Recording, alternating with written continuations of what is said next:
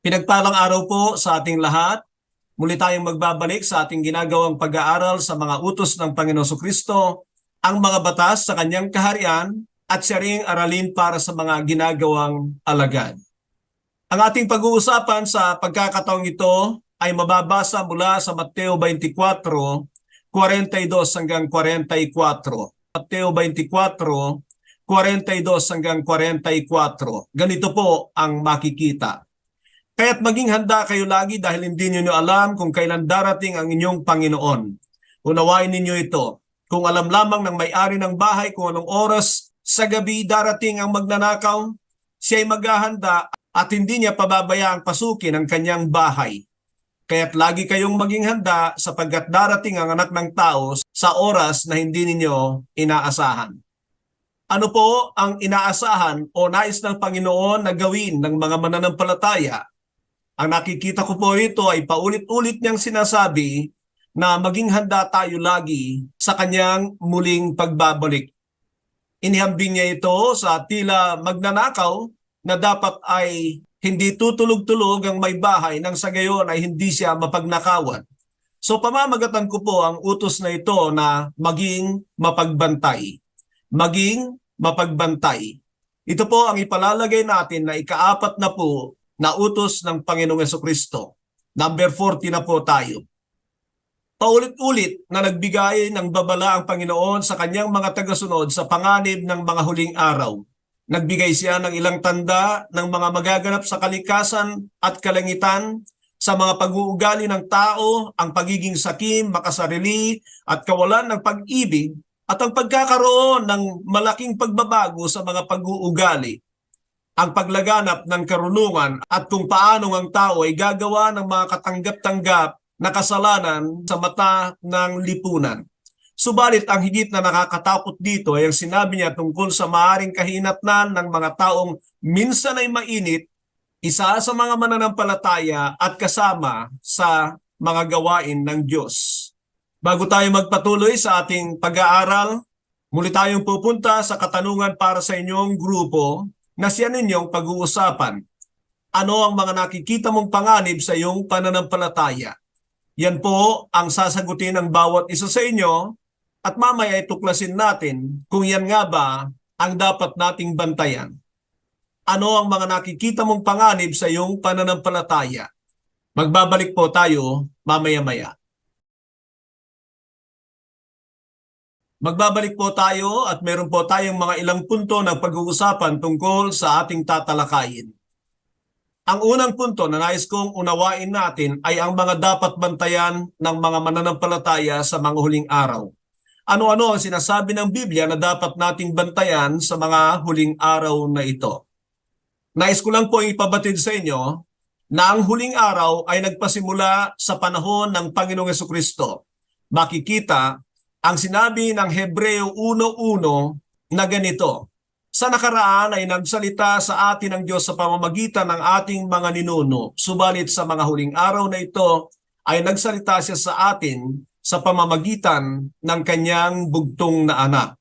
Sa talatang yan ay makikita natin ang isa sa malaking kamalian ng mga nagbibigay pakahulugan sa Biblia tungkol sa mga huling araw. Ang huling araw ay nagpasimula sa Panginoong Jesucristo sapagkat siya ang sinasabing tagapagsalita sa mga huling araw. Samantala naman sa Gawa 2:17 ay nabanggit ni Apostol Pedro sa kanyang pangangaral na ang pagdating ng banal na Espiritu ay may tuturing na bahagi ng mga huling araw. Ano po ang punto ko diyan? Ang ating kinaroroonan ngayon ay bahagi ng mga huling araw pero ito ay nagpasimula ng ang anak ng Diyos ay naparito at siya ay nangaral at nagbigay ng mga batas sa kaharian ng Diyos. Doon po nagpasimula ang mga huling araw at hindi sa mga panahong ito talaga. Ang itinatawag ko sa ating kapanahunan ay yung sinabi ni Apostol Pablo na birth pains. Ano ang birth pains? Ito yung nararamdaman ng isang ina kapag nalalapit na ang kanyang pagluwal sa kanyang dinadalang sanggol. Sunod-sunod na ang hilab ng sakit ng kanyang tiyan at yan inihambing ni Apostol Pablo ang huli ng mga huling araw at talagang nasa bingit na ng pagbabalik ng anak ng Diyos. Ano't ano pa man mga kapatid ay kailangan tayong maging mapagbantay. So ano nga ba ang mga dapat bantayan ng mga mananampalataya sa kanilang sarili? Number 1, ang kaabalahan sa mga bagay sa sanlibutan. Ulitin ko po, ang unang bantayan natin ay ang mga kaabalahan sa mga bagay sa sanlibutan. Nang magbigay ang Panginoon ng babala doon sa aklat ng Lucas 17, talatang 26, ay sinabi niya ang kapanahunan ni Noe at ng kapanahunan ni Lot. Hanggang 30 po yan. Na sinabi ng Panginoon sa wikang Ingles, just like in the days of Noah, people were eating and drinking, marrying and giving in marriage until the day Noah entered the ark and God sends the flood and destroyed them all.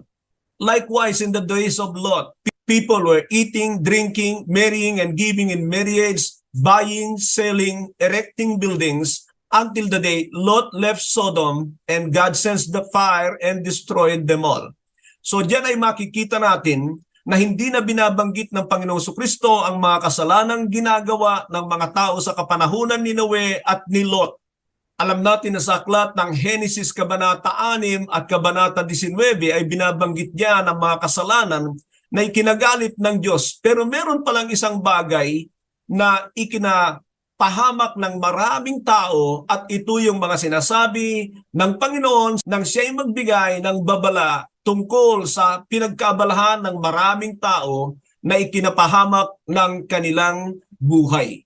Yan ay ang pagkain, pag-inom, pag-aasawa, pagsisipag-asawa, pangagbibenta, pangagbibili at pagtatayo ng kanilang mga gusali.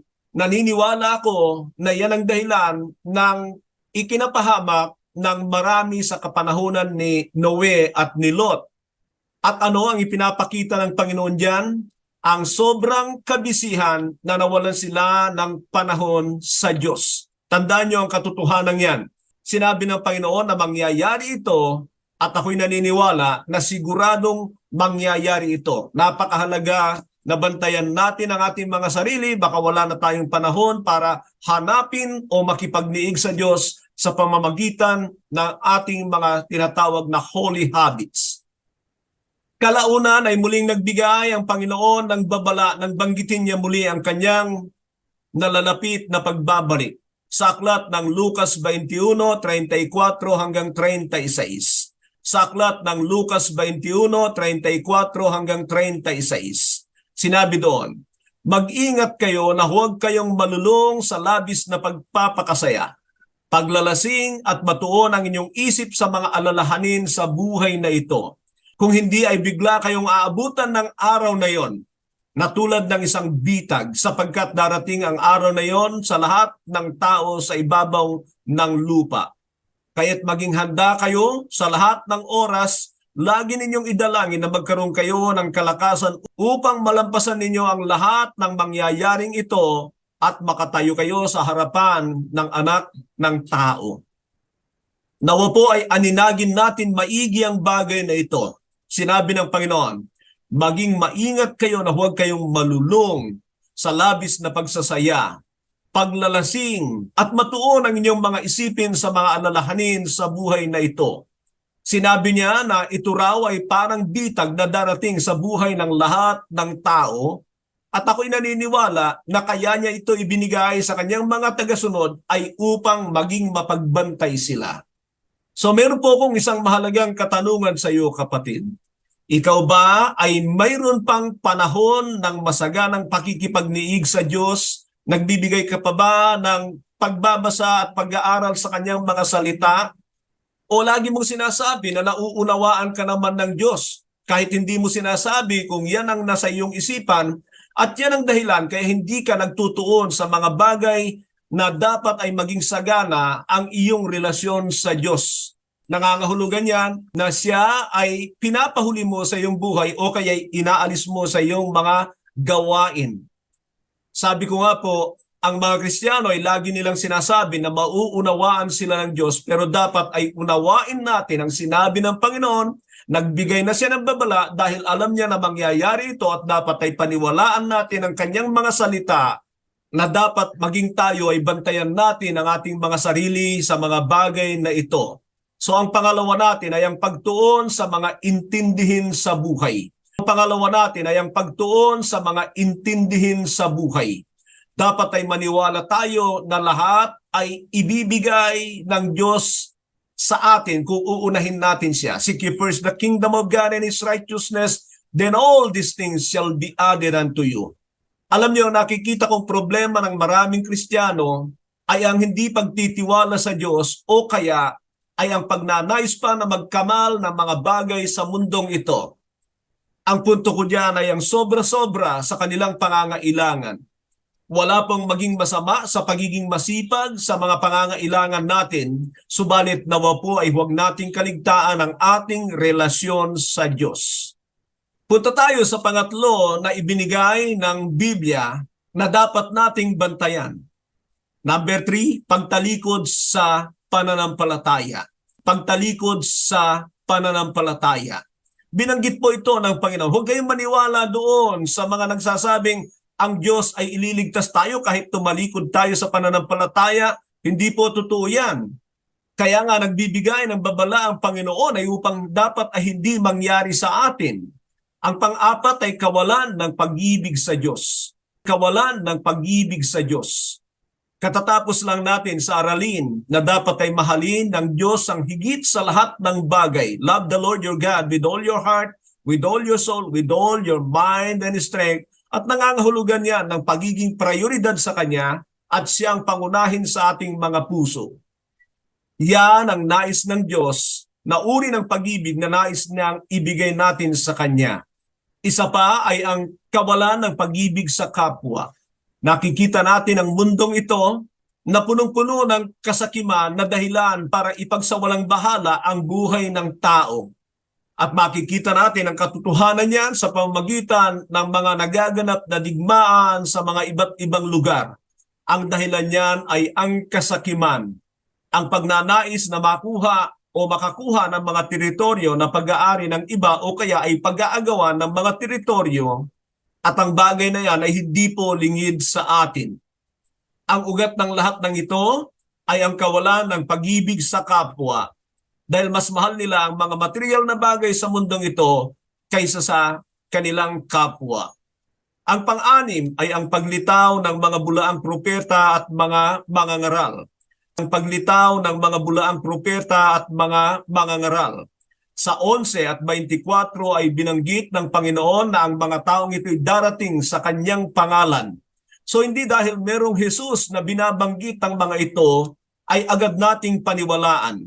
Laganap ang paggawa ng mga reels, mga 3-5 minuto na video na akala natin ay dahil magandang sinasabi ng mga taong ito sa maiksing oras na yan, ay sila na yung mga totoo. Pero hindi po, dapat ay pag-isipan natin maigi at dapat ay sa Panginoon tayo nakasentro at huwag nating ilagak ang ating kaligtasan kahit kaninong tao.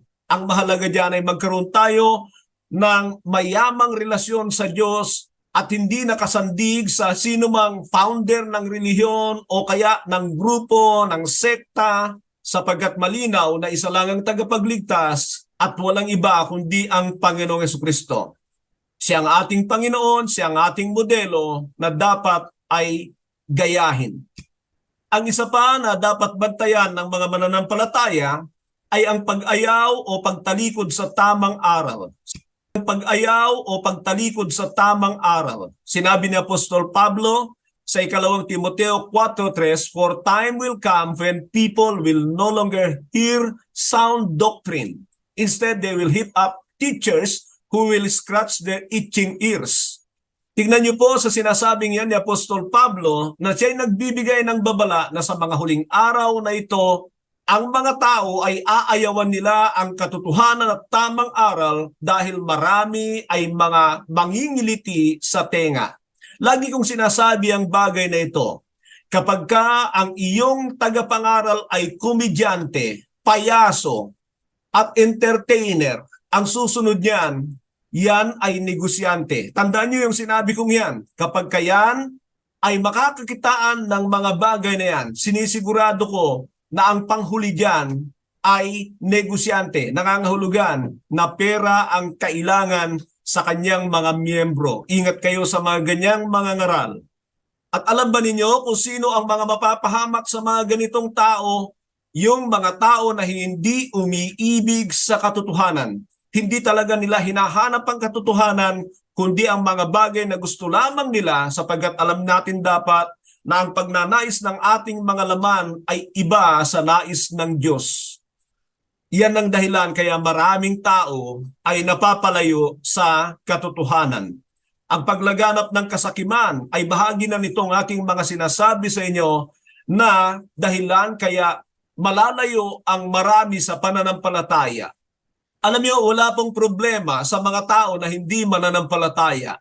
Ang problema ay ang mga tao na nag-aakalang sila ay sa Diyos, na nagkakaroon ng mga kasakiman sa mga bagay sa mundong ito, dahilan ito para malayo ang ating puso sa Diyos. Sapagkat kung nasaan ang ating kayamanan, naroon din naman ang ating puso, at alam natin na ang Diyos ay nagnanais ng puso na nakasentro lamang sa Kanya. Yan po ay mga ilan lamang sa mga bagay na dapat ay bantayan ng mga mananampalataya. Ako'y naniniwala na marami pang iba na dapat tayong bantayan, pero nawa ito'y magbigay na sa atin ng babala upang tayo ay laging mapagbantay sa ating pananampalataya. Pupunta tayo sa ating susunod na punto, mga panganib sa sarili sa huling araw ayon kay Pablo. Mga panganib sa sarili sa huling araw ayon kay Pablo. May ibinigay na babala si Pablo kay Timoteo sa ikalawang Timoteo 3:1-5. Ikalawang Timoteo 3:1-5 na sinabi niya na dapat ay tandaan nito. Huwag kalimutan ang bagay nito. Tandaan mo ito. Mababatbat ng kahirapan ng mga huling araw. At sinabi niya ang mga bagay na ito na magdadala ng kahirapan para sa mga mananampalataya na dapat ay ingatan nila. Ano ang mga ito? Ang pagiging makasarili. Pagiging makasarili ay nakasentro ang kanyang buhay sa kanyang sarili at hindi umaasa sa Diyos. Ang pagiging makasarili o kaya ay self-centeredness ang dahilan kaya nagkasala si Satanas sa langit. Nais niya na pantayan ng Diyos at hindi siya nakontento sa ibinigay ng Diyos sa kanya na kalalagayan o kaya ay posisyon. Yan din naman ang hinangad ni Adan kaya siya ay napariwara. At ang pagiging makasarili ang alam natin na laganap na magaganap sa mga huling araw na ito. Pagkagahaman sa salapi. Pagkagahaman sa salapi. Totoo ba ang bagay na ito? Marahil ay hindi na may kakaila sa atin ang katotohanan yan. Pagiging palalo ng mga tao. Ano ang palalo? Yung nais niya ay sobra-sobrang pagpapakasaya na wala siyang intindihin sa buhay, wala siyang pakialam sa nais ng Diyos. Ang mahalaga sa kanya ay ang kanyang pagiging masaya at kontento sa buhay na ito. Mayabang, mapang-alipusta, suwail sa magulang, walang utang na loob at lapastangan sa Diyos. Yan ang mga ilang sinabi ni Apostol Pablo rito. Sa talatang 3 ay makikita naman natin ang mga katotohanan ito. Malupit, walang habag, mapanirang puri, mapusok, marahas, nabumuhi sa mabuti. Nakikita ba natin ang mga katotohanan nito sa ating kapanahunan? Ito ba ay nababantayan ninyo sa inyong paligid? Natural lamang na maganap ito sa ating kapaligiran, pero ang ingatan po natin ay ang ating personal na buhay. Sa talatang 4, sinabi pa niya, taksil, walang taros, mahilig sa kalayawan, walang panahon ukol sa Diyos. Alam niyo po yung pagiging taksil? Ang pagiging taksil ng mananampalataya ayon sa Santiago 4:4 ay ang pagiging makasanlibutan ng mga mananampalataya. Ano po yun? Yung sobrang paghahangad ng mga bagay sa mundong ito. Basahin nyo na lamang po ang 1 John chapter 2 verse 15 to 17, 1 John chapter 2 verse 15 to 17, at dais kong maunawaan ninyo na ang Panginoon ay napagtagumpayan niya ang sanlibutan ito na ang ibig sabihin ay wala siyang paghahangad sa mga bagay sa mundong ito, na kontento siya sa ibinigay ng Diyos sa kanya at hindi siya pinabayaan ng Diyos sa lahat ng kanyang pangangailangan, at nararapat na maging ganito ang ating pag-uugali upang tayo ay maligtas sa mga panganib sa ating sarili sa mga huling araw na ito. Sa 5 talata ay sinabi niya, kunwaring may pananampalataya at sila'y may anyo ng pagka-makadiyos. So tingnan po ninyo itong katotohanan ito, mga kapatid. Ibinabala ito ni Apostol Pablo, isang tao na alam nating puspos ng banal na espiritu, bukod sa ibinibigay ito ng banal na espiritu sa kanya upang iparating sa mga mananampalataya ay dapat nating paniwalaan. Kaya't mag-ingat tayo sa mga tagapagturo ng relihiyon. Napakarami nito sa ating kapanahunan, at sila ay may mga anyo na makadiyos, subalit hindi ito makikita sa kanilang mga buhay. Alam po ninyo, ang tunay na pagkarelihiyoso sa mata ng Diyos ay ang ating sekretong buhay. Ang Diyos at tayo ang nakakaalam ng bagay na yan. Yung ating sekretong buhay ang dapat nating bantayan, yung walang nakakakita sa atin, dahil yun ang nais ng Diyos, dahil kung tapat tayo doon, ay naiingatan natin ang ating mga sarili sa pagiging relihiyoso. Ano ang ibig ko sabihin sa pagiging relihiyoso? Na pinapaganda lang natin ang ating imahe sa mata ng mga tao. Mayroon po akong isang katanungan dito para sa ating self-evaluation. Ano ang mga nakikita mo sa iyong sarili sa mga bagay na ito? Ulitin ko po, itong nandoon sa 2 Timoteo 3, talatang 2 hanggang 5. Makasarili, gahaman sa salapi, palalo, mayabang, mapangalipusta, suwail sa magulang, walang utang na loob, lapastangan sa Diyos. Ang ibig sabihin niyan ay wala siyang pakialam sa sinasabi ng Biblia. Sa talatang 3 ay sinabi niya, malupit, walang habag, mapanirang puri, mapusok, marahas, namumuhi sa mabuti. Ano yung namumuhi sa mabuti? Kapag ka nakakapakinig ng katotohanan na tumatama sa kanya, ay nagagalit siya sa kanyang kalooban. Sa 4 na talata, taksil, walang taros, mahilig sa kalayawan, walang panahon ukol sa Diyos. Yung mahilig sa kalayawan ay kasama diyan ang mga panunood sa mga bagay na nagpapasaya sa kanyang laman. At sa 5 talata, kunwaring may pananampalataya, subalit hindi makikita sa kanilang buhay. May anyong makadiyos, subalit sa totoong buhay ay hindi makikita. So ang susunod nating punto ay paano maging mapagbantay. Paano tayo maging mapagbantay? Ang unang-una ay sikaping mapanatili at mapaalab ang banal na espiritu sa buhay mo. Sikaping mapanatili at mapaalab ang banal na espiritu sa buhay mo. Alam niyo, wala nang hihigit dito. Ang lahat ng mga mananampalataya ay hindi magtatagumpay kundi sa tanging magagawa lang ng banal na espiritu. Sinabi ng Sekaraya 4:6, it's not by might nor by power but by the Holy Spirit. Yan po ay totoo sa New Covenant. Wala tayong magagawa na ukol sa Diyos, katanggap-tanggap sa Diyos, kundi sa pamamagitan ng kapangyarihan ng banal na espiritu. Kaya una sa lahat ay tiyakin mo na ikaw ay nagtataglay ng espiritu ng Diyos. At yung espiritu ng Diyos na nananahan na yan sa iyo ay huwag mong saktan, huwag mong palamigin, huwag mong insultuhin sa pamamagitan ng katamaran, walang ginagawa sa Diyos, pagsisinungaling, hindi pamubuhay sa katotohanan. Lahat ng yan ay dahilan para iwanan ka ng banal na espiritu o kaya ay mananahimik siya. Napakahalaga ng bagay na ito. Sinisigurado ko po na walang taong magtatagumpay maliban sa tulong ng banal na espiritu. Kaya pagdating sa langit, walang makapagmalaki sa Diyos sapagkat alam nila na sila ay naligtas dahil sa habag ng Diyos at sa kanyang tulong sa kanila para makapamuhay ng sang-ayon sa nais ng Diyos. Ingatan mo ang banal na espiritu kung siya'y nananahan sa iyo. At kung nakikita mo na hindi pa gumagawa ang banal na espiritu sa buhay mo, Kailangan alam mo ang mga palatandaan niyan.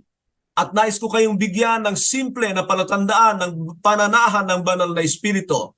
Number 1, ikaw ay may pagnanais na lumago sa iyong relasyon sa Diyos. Namumuhi ka sa hindi tama at nais mong bigyan ng kaluguran lagi ang Diyos sa pagiging masunurin mo. Yan ay mga ilang simpleng palatandaan pero konkretong palatandaan yan para alam mo kung nananahan o hindi ang Espiritu ng Diyos sa iyo. Pangalawa na gagawin para maging mapagbantay ay magpatuloy sa paglago sa kaalaman at relasyon sa Diyos. But grow in the grace and in the knowledge of the Lord Jesus Christ. Naniniwala ako na habang tayo ay nandito pa sa lupa, walang hangganan ang ating pagsisikap na makilala ang Diyos. At sabi ng Juan 17:3, ito ang buhay na walang hanggan, na makilala kanila na iisang Diyos at si Jesucristo na iyong isinugo. Ang pagkakilala sa Diyos diyan ay katulad ng relasyon ng mag-asawa. Nangangahulugan na nandun ang intimacy. Malapit na relasyon mo sa Diyos. Isa yan sa paraan para maingatan mo ang iyong sarili sa paglayo sa Diyos, ganon din naman na mapasagana mo ang iyong relasyon sa Kanya, ang patuloy na paghahangad na makilala ang Diyos sa personal mong buhay. Ang pangatlo ay alamin ang mga tanda ng muling pagbabalik ng Panginoon. Alamin ang mga tanda ng muling pagbabalik ng Panginoon. Napakarami nating nahirinig na mga tanda ng pagbabalik ng Panginoon. Subalit sa marami ay hindi na iniintindi ang mga bagay na ito. Nagiging pabaya na sila at napapasama doon sa mga nanlalamig sa kanilang pananampalataya at relasyon sa Diyos. Ang mahalaga sa ating mga kaalaman ay talagang nagpapasidhi sa ating relasyon sa dakilang Ama. Ang isa pa sa paraan ng pagiging mapagbantay ay ang palagiang mananalangin. Sinabi ng Panginoon na sa mga huling araw ay marami ay mawawalan ng pananampalataya. Ang konteksto na makikita sa Lucas 18:8 ay tungkol sa pananalangin. Ang pananalangin ay tanda ng paniniwala at pagtitiwala sa Diyos. At ibinabala ng Panginoon na marami ay mawawalan ng pananampalataya sa mga huling araw na ito. Nananalangin ka ba ng masindi at patuloy na gumigibik sa Panginoon? Ang panglima natin ay magpatuloy sa paggawa ng mabuti. Huwag kayong maniwala sa mga Kristiyano o mga ngaral na nagsasabing hindi mahalaga ang mga gawa. Hahatulan tayo ng Diyos sang-ayon sa ating mga ginawa, mabuti o masama. 2 Korintos 5:10, hindi gagantimpalaan ng Diyos ng mabuti ang masamang gawa. Ang katugmang gantimpala ng masama ay kapahamakan. Kung yun nga mga walang ginawa doon sa Mateo 25:31 hanggang sa mga huling talata ng kabanatang yan yung tungkol sa mga kambing at tupa, ay makikita nyo na mapapahamak yung mga walang ginawa na kabutihan sa kanilang kapwa. Kaya huwag tayong maniwala na hindi na kailangan ng mabubuting gawa. Ano ba dahilan bakit tayo pinili ng Diyos? Inilagay ang kanyang espiritu sa atin, ginawang saserdote. Yan ba ay para pang-display lang tayo? Hindi po. Nag-aasam ang Diyos na tayo ay gumawa ng mga bagay na kanyang ikararangal. Ang ating susunod ay magdesisyong manindigan sa katwiran. Malalagay sa panganib ang ating pananampalataya sa mga huling araw na ito. Malalako doon sa Pahayag 21:8, isa sa mga dahilan kaya mapupunta sa dagat-dagatang apoy ang mga nagsasabing mananampalataya ay dahil sa kaduwagan. Ano yung kaduwagan doon? Hindi yung mahilig sa away, kundi yung hindi siya naninindigan sa katotohanan. Marami tumatalikod sa katotohanan dahil sa kaduwagan. Ang halimbawa niyan ay maraming Kristiyano hindi nangangaral ng salita ng Diyos dahil sila ay may kaduwagan. Inilinya ng Diyos ang kaduwagan sa mga masasamang gawa katulad ng nakikiapid, mandaraya, mamamatay tao, sumasamba sa Diyos-Diyosan na pare-parehong pupunta sa dagat-dagatang apoy ng impyerno. At isang bagay pa para mabantayan mo ang iyong pananampalataya ay sumama ka sa mga maiinit sa pananampalataya. Sumama ka sa mga maiinit sa pananampalataya. Hindi lamang mainit kundi doon sa katotohanan. Ang daming tila mainit sa kanilang pananampalataya na ang basihan ay ibang bagay. Tanging sa katotohanan tayo manindigan. Ang katotohanan ng salita ng Diyos ang pundasyon ng ating pananampalataya. Hindi susuportahan ng Diyos ang anumang nakabase sa walang katotohanan. Nais ko na muli ninyong balikan ang mga nabanggit dito, 7 bagay na nabanggit paano maging mapagbantay. Ngayon po ay pupunta tayo sa pag-uugaling dala ng utos na ito ng Panginoon Kristo, maging mapagbantay. Sa wikang Ingles, yan ay vigilance. So dapat ay maging vigilante tayo. Ang salitang vigilante ay para bagang hindi siya natutulog para bantayan ang maaring mangyari. Bantayan ang panganib. Nangangahulugan niya ng pagiging alerto at hindi pagiging pabaya. Laging mapaghanda sapagkat katulad ng sinasabi ng Biblia na darating ang Panginoon na katulad ng magnanakaw sa mga natutulog, pero nawa tayo ay manatiling gising sa ating pananampalataya na hindi tayo magugulat sa mga magaganap sa mga huling araw na ito. Pupunta tayo ngayon sa ating mga pangwakas na katanungan. At nais kong hilingin na muli ay iyukunin ninyo ang inyong mga ulo habang pinapakinggan ang mga katanungan ito. Masasabi mo ba na mainit ang iyong relasyon sa Diyos? Nalalaman mo ba na ang pinakamapanganib mong kalaban ay ang iyong sarili upang maisagawa ang mga kagustuhan ng Diyos? Mayroon ka bang mga ginagawang hakbang upang mapatatag ang iyong relasyon sa Diyos? Masigasig ka pa ba sa iyong pananalangin? Malakas pa rin ba ang iyong conviction laban sa hindi tama? Kung nauunawaan mo sa iyong sarili na nangangailangan ka ng tulong sa Diyos, yan ang Diyos. Siya ang ating pag-asa at handa siyang tumulong sa mga nagnanais tumawag sa Kanya ng masidhi mula sa kanilang mga puso. Ang ating Ama ay dakila sa kahabagan at siya ay nandiyan lagi upang ipakita na handa siyang tumulong para sa ating ganap na ikaliligtas. Sumagana nawa ang biyaya ng ating dakilang Ama sa atin. Magandang araw po muli sa bawat isa.